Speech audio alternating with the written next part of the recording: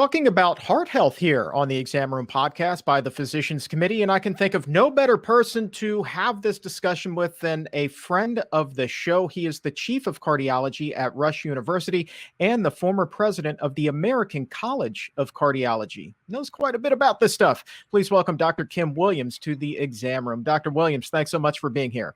And thank you for having me, Chuck. I want to start with a very interesting new study that was put out looking at the effect that fried food has on the heart. I think that they looked at something like 500,000 people to get to this study. But before we talk about those results, if I were a patient and you and I were talking about it and I knew nothing about heart health, and I said, well, doc, can you paint a picture for me of what happens to my heart when I eat that greasy fried food? How would you paint that picture?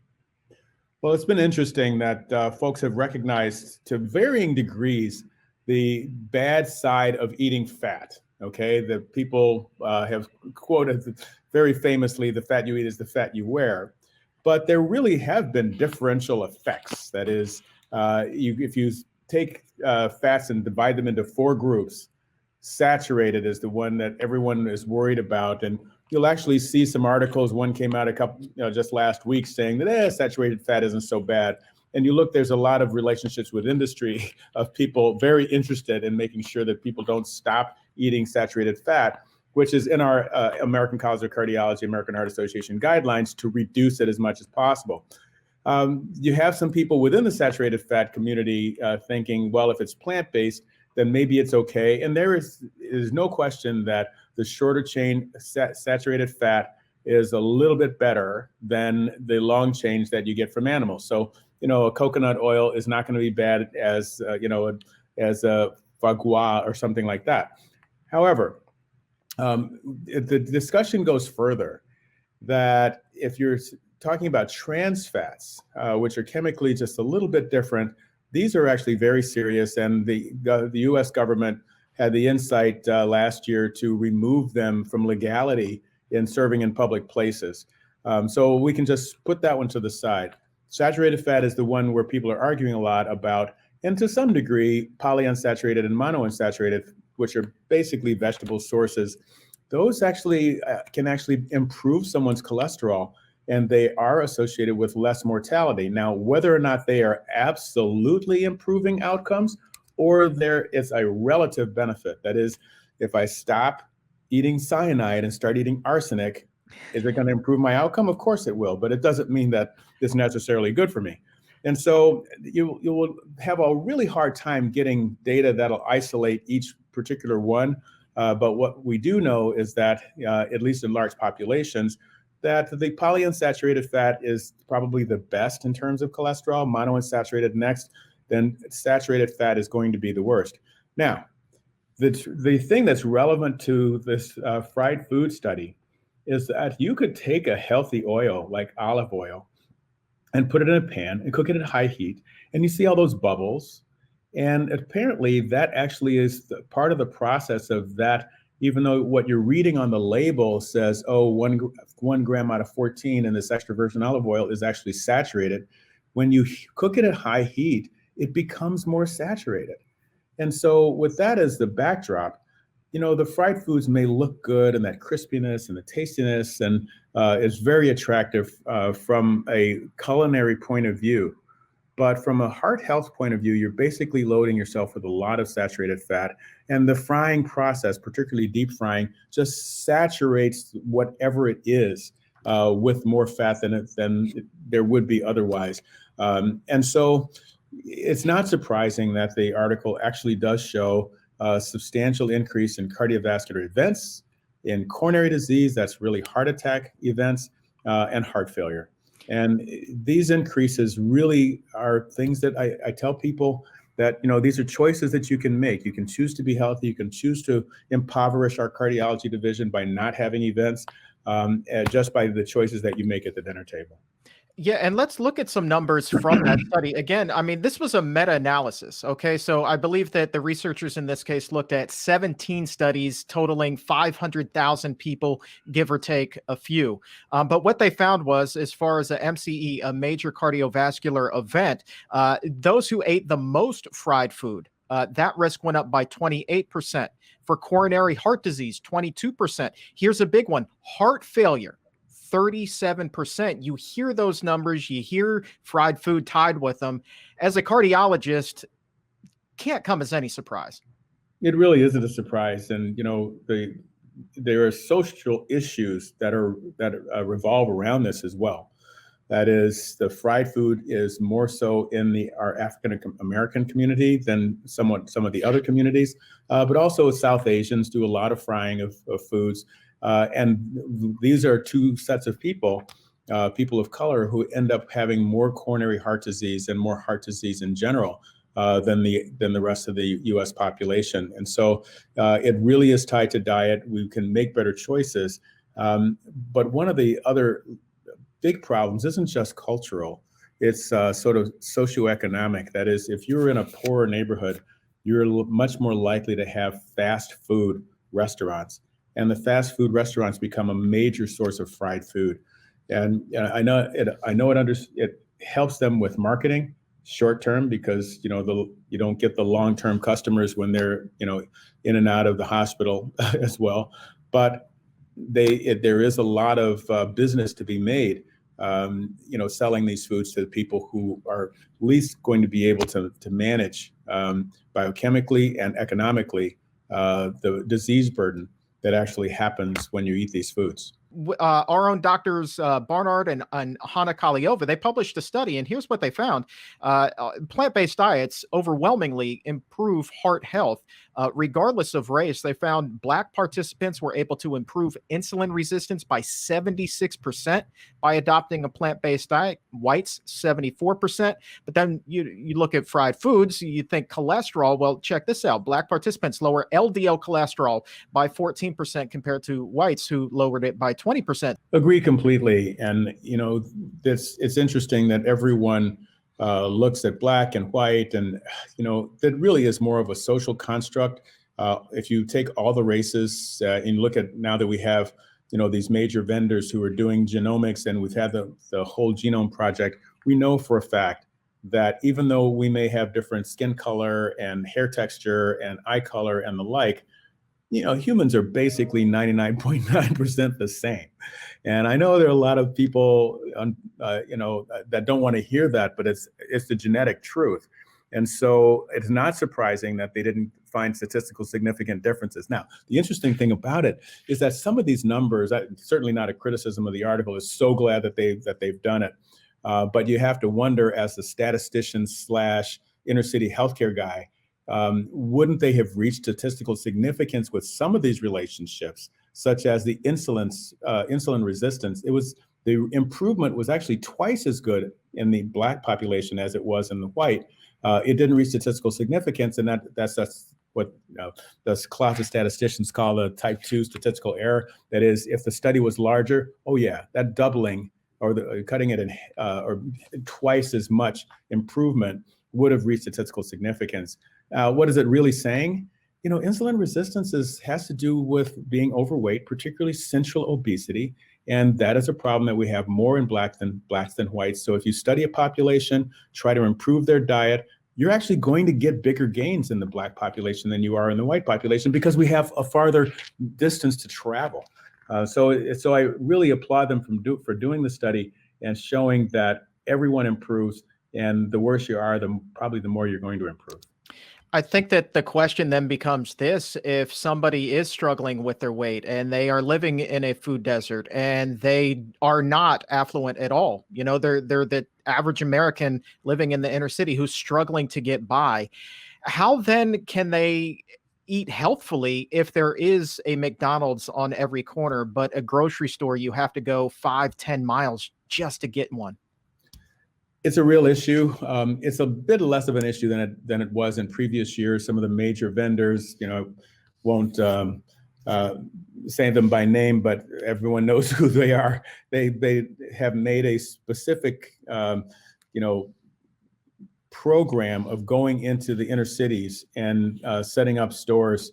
And so, you know, in Chicago, if you go to the, you know, which is one of the, it was pointed out by NYU, exactly what you're talking about, that the life expectancy has one of the largest ones in Chicago.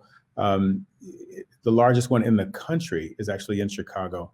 That is the Inglewood neighborhood that I grew up in, has a life expectancy of 60 years. And if you go north to the near north side, Streeterville, the life expectancy is 90. And so that 30.1 year difference is the largest in the United States. Well, it turns out that there is, you know, a major food vendor in Inglewood now. They've recognized it and they're trying to do something about it.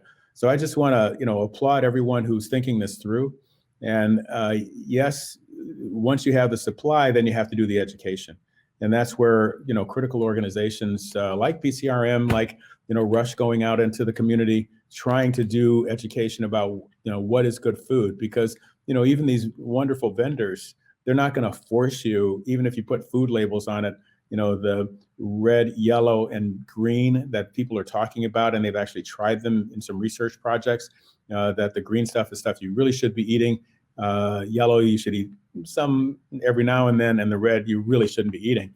You know, there are probably not too many stores that like stocking things, having them sell briskly, and then put a red food label on it saying, don't do this. So we have to actually sort of use more of our educational system, schools, churches, community groups, to try to get the word out. And I'm glad you guys are doing what you're doing, and hopefully other community groups will take up the same mantle. Well, let me ask you about that red, yellow, green system that you were just describing there. Very simple. I would imagine that that's a concept that virtually everyone can gravitate toward, because there's not a whole lot of room for, you know, ambiguity there. You know, it's either green, it's either yellow, or it's red. And you're talking about three basically universal colors that everybody knows what they stand for. So I would think that that would go a long way if you can get past the resistance of big business. That's right. And it's very hard. And we have, you know, so I think the largest trial of this was actually in Australia. It was highly successful in changing people's food patterns. The problem with it, as you point out, is big business has really a conflict of interest there. Sure, they want their customers to stay alive, but they're giving them food that, you know, I mean, you could say that it's all greed, or it's all, you know, avarice or malice. I'm not sure it's any of the above, because the food giants are eating those foods themselves in many cases. And so let's try to be clear on the science, which is very difficult because the science really does get sort of watered down by industry influences, including our dietary guidelines for Americans, which came out, you know, every 5 years. They come out with an initial report that sounds really pretty good, and then the next thing you know, it's watered down or it's changed in some ways so that, you know, red meat is okay, and you know, sugar sweetened beverages are no longer off the table like they were in the original document. So we really struggle as a society. I'm hoping, you know, with the changes that have occurred politically in the last, you know, few days, that we can get back to the sort of things that the former First Lady was trying to do, fruits and vegetables and exercise, and try to get America to be healthy again, because it's critical to our nation's health, but also to our finances, particularly after COVID. I would think that it's everyone's, you know, financial responsibility. It's everyone's patriotic duty to try to be healthy, to pick up a healthy lifestyle. Don't sit around all the time. Don't eat the comfort foods that are going to ruin your health, and then expect that our Medicare system, which was going to go broke in 2026, and now it's scheduled to go broke in 2024 because of COVID. It's our responsibility as individuals to help that out. I mean, my goal is to, you know, never use the Medicare system that I've been paying into for decades, just by doing everything that I can within my control to optimize my health. Well, you mentioned COVID a couple times, and that, you know, reminds me of a conversation I had with a friend recently. And he said, well, look, Chuck, take COVID out of the equation. The single biggest threat then to public health, generally speaking, then would become that high fat, fried food filled standard American diet. Would you agree with that assessment? It's very true, and there's really good data that within the American diet, if you look at the Regards trial, University of Alabama, Birmingham, they've been dissecting diets into 5 different categories.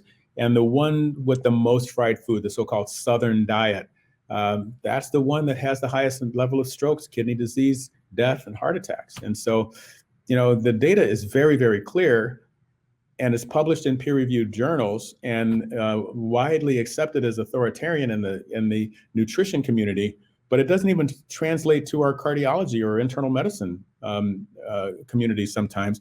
I always say the leading cause of death of doctors, including cardiologists, is still heart disease, and it's driven by our lifestyle. I know we're all under stress. The stress only increased during COVID. And, the COVID-15 that people talk about with their weight, I'm seeing patients with a COVID-50 and physicians who are, just not exercising like they were before because they're covering the COVID unit and they're stressed. So we really have to focus on our education system and get the word out that, we need to start with the basics of nutrition in order to solve these problems of health that we have. The one more comment on that is that I've seen for that graph over and over again, and anyone can look this up, the life expectancy versus the per capita expenditure on health. And the United States of America is one of the worst in the world. That is our life, the amount of money that we're spending, and you compare that to the outcome. That is a ratio that is worse than any other developed country and many of the undeveloped countries. It's something that we all have to take individual responsibility for. I want to pivot right now and talk about a diet that I think a lot of people are going to be turning to if they've put on that COVID-15 or even COVID-50, as you said, and that is the keto diet. And a colleague, a fellow cardiologist by the name of Dr. Robert Osfeld, recently gave really kind of a scathing remark about the keto diet.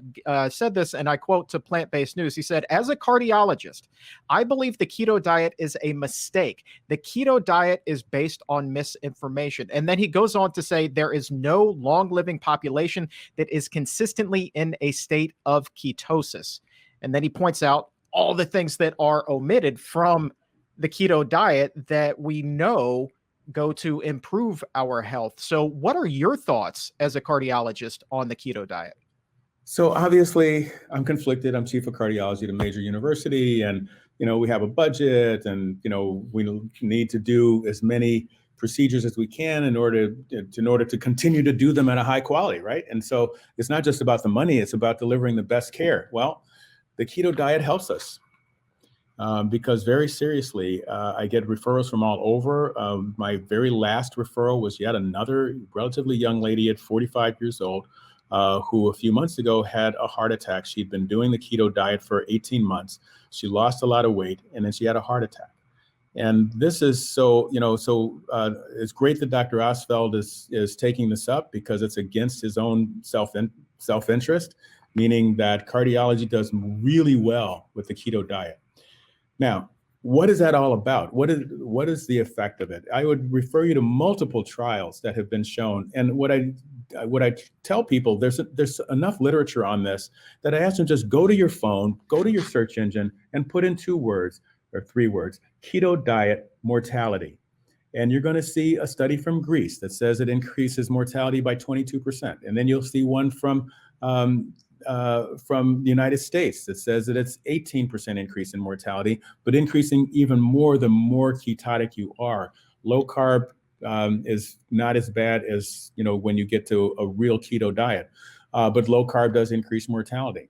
And so there are multiple trials. Probably one of the more convincing one as a cardiologist was seeing people who have had a heart attack before. And when they do this, it's a 53% increase in mortality. And so please, before anyone goes on this to lose weight in order to avoid the ultimate weight loss, okay, please just look at those studies. They're out there. And the other thing that's happened is we now have a mechanism.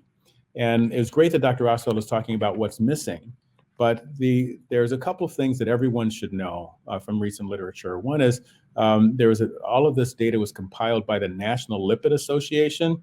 They just want the cholesterol to go down and stop people to stop dying of heart disease. And so they actually evaluated very carefully the biochemical effects of a keto diet and showed unequivocally that yes, the blood pressure can go down, maybe. The blood sugar goes down, absolutely. Your insulin levels drop because you're losing weight, no question. And those sound like really good things. Unfortunately, they're counterbalanced by two things: an increase in inflammation in the bloodstream, which I'll come back to, and an increase in LDL cholesterol, which forms plaque. And so this kind of diet puts you at risk for cardiovascular death, heart attack, stroke, and even heart failure. And so I would say, with all due respect to the people who are pushing these diets, hopefully there's no commercial interest. But if you look hard at the science, you won't do it. You said right after I asked you that last question, you kind of began everything that you said by saying that keto is good for cardiology. I don't want anybody to isolate that clip, and just feel like, well, he's endorsing the diet. So what you meant by that was it's good for the business revenue side. Yes, there we go. Okay, just right. Housekeeping. Wanted to make sure that we got that out of the way and completely clear. That should have got a wry smile and tongue in cheek and everything. Obviously, Rush Cardiology wants nothing but the best health for everyone in Chicago and everywhere. And so if people will be healthy and avoid us, good for them. Man, yeah, because you said that so deadpan. I'm thinking, like, where is he going with this? This is so not what I was expecting. Right. Let's kind of conclude things here. Let's wrap things up a little bit by giving some actionable items. So somebody's hearing this right now, they're inspired, like, yeah, I want to pump up my heart health. What are some of the foods that you would recommend? Can you give them specific foods, maybe 5 that you should go to the grocery store this weekend and pick up? I would tell everyone who's trying to make a transition, and some people say that behaviorally humans have to sort of make this gradual transition. Well, I kind of like the 180-degree approach, and it works for many people, maybe not everyone, but just turn away from the things that you know are bad. That is the refined grains, the sugar-sweetened beverages, the animal products of really any variety, and just see what happens when you go to the grocery store and spend all of your time in the produce section. And when you get home, don't fry it. And this is, so I would say anything that's green, anything that's, yellow, red, because of COVID, I'm not traveling anymore. I'm giving just as many lectures, but they're in my living room instead of, getting on a plane and going somewhere. So now I'm cooking a lot, and it really does make a big difference, better appreciation of everything in that produce aisle. So if I had to choose some of the things that are my favorites, it's my kale chips and my blackened asparagus, and someone will have to send me a note to get my recipe for that one. Oh, I will definitely be emailing you for the blackened asparagus. That's a new one. And I'll tell you what I've discovered is just the simplicity of roasted Brussels sprouts in an air fryer. All I do is steam them for a couple of minutes and then throw them in the air fryer for about 8 minutes. And man, I'm telling you, that is heaven on a plate. That is fantastic. Dr. Kim Williams, it has also been fantastic chatting with you, my friend. I appreciate it. Thank you so much for having me.